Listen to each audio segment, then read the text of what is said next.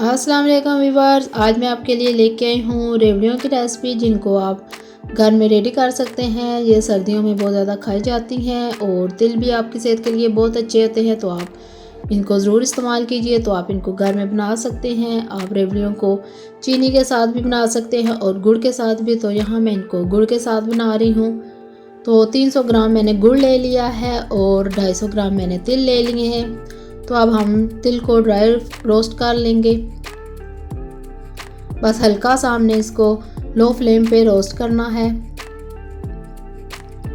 तो ये देखिए तिल हमारे अच्छी तरह से रोस्ट हो गए हैं। इनको बहुत ज़्यादा आपने जलाना नहीं है, बस हल्का सा कलर चेंज होना चाहिए।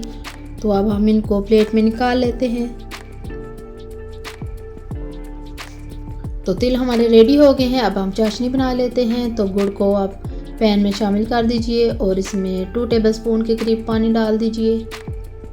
पानी ज़्यादा नहीं डालना, बस 2 टेबलस्पून इनफ है।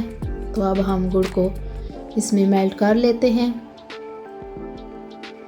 तो ये देखिए गुड़ इसमें अच्छी तरह से हल हो गया है। अब हम इसको छलनी की मदद से छान लेंगे, क्योंकि गुड़ में कचरा वगैरह होता है तो वो फिर इस छलनी की मदद से निकल जाएगा, तो साफ गुड़ हमारे पास आ जाएगा।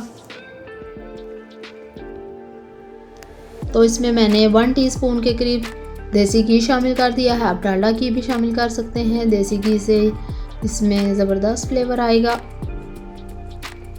तो इसको अब हम पका लेते हैं। फ्लेम हमारा बिल्कुल लो टू मीडियम है। हाई फ्लेम पे बिल्कुल भी इतना बनाइएगा, वरना आपकी चाशनी कड़वी हो जाएगी। तो फ्लेम आपने बस लो ही रखना है। तो साथ साथ हम चाशनी को चेक करते जाएंगे पानी में डाल के कि किस तरह की चाशनी हमें चाहिए। तो अभी ये बिल्कुल भी तैयार नहीं है, तो अभी हम इसको मज़ीद पकाएंगे। 1-2 मिनट के बाद हम इसको दोबारा से चेक करते हैं कि चाशनी हमारी रेडी हो गई है कि अभी नहीं।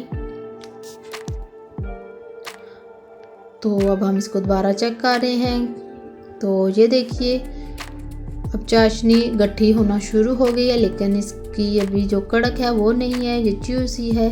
तो अभी हम इसमें 1-2 मिनट और पकाएंगे। तो इसको दोबारा से हम चेक करेंगे कि जिस तरह की रेवड़ी के लिए हमें चाशनी चाहिए वो रेडी है कि नहीं। आप इसको स्किप किए बगैर देखिएगा, तो तभी आपको समझ आएगी कि किस तरह की चाशनी हमने रेडी करनी है।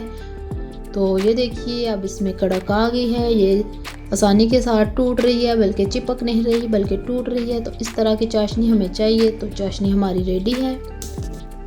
अब हम इसमें 1 पिंच मीठा सोडा शामिल कर देंगे। ज़्यादा नहीं डालना, बस 1 पिंच ही डालना है। तो ये देखिए इसका कलर भी चेंज हो गया है।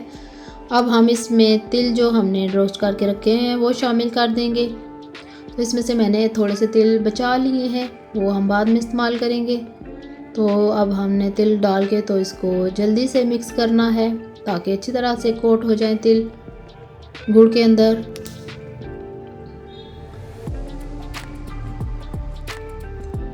तो अब हम फ्लेम को ऑफ कर देंगे और ये तिल हमारे रेडी हो गए हैं रेवड़ी बनाने के लिए।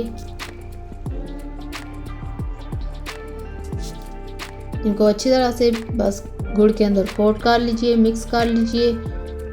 और अब हम इन फ्लेम को ऑफ कर देते हैं। तो यहाँ पर मैंने एक प्लास्टिक शीट ली है और इसके ऊपर मैंने अच्छी तरह से घी लगा लिया है, ताकि चिपके नहीं साथ। तो सारा मेज़ा इसके ऊपर हम गरम गरम डाल देंगे और इस तरह से हम इसको साथ साथ सेट करते जाएंगे। थोड़ा सा इसको हमने, क्योंकि ये अभी गर्म है, इसको हाथ लगाना मुश्किल है, तो हम चम्मच या बेलन की मदद से इसको इस तरह से सेट कर लेंगे। और जो तिल हमने बचा के रखे थे वो तिल अब हमने इसमें डाल दिए हैं। अब ये थोड़ा सा ठंडा हो गया है, तो अब हम हाथ की मदद से इसको थोड़ा सा सेट कर लेंगे। तो कोशिश कीजिए कि ये ठंडा ना होने पाए। अगर ठंडा हो गया तो आपकी रेवड़ी बिल्कुल भी नहीं बनेगी। तो अब गरम गरम के साथ ही हम रेवड़ी बनाना स्टार्ट करेंगे। तो इस तरह से जल्दी जल्दी से आप रेवड़ी बनाते जाएं और इस तरह से तिल में इनको कोट करते जाएं। तो इसी तरह से मैं सारी रेवड़ियाँ बना के तो रेडी कर लूँगी। तो लीजिए रेवड़ियाँ मैंने बना ली हैं। तो ये माशाल्लाह से बहुत ही ज़बरदस्त रेवड़ी हमारी रेडी हो गई है और बिल्कुल ये बाज़ार की तरह कड़क ग्रेवी बनी है, बहुत ही मज़े की बनी थी। आप ज़रूर ट्राई कीजिएगा और मुझे कमेंट करके ज़रूर बताइएगा। अल्लाह हाफिज़।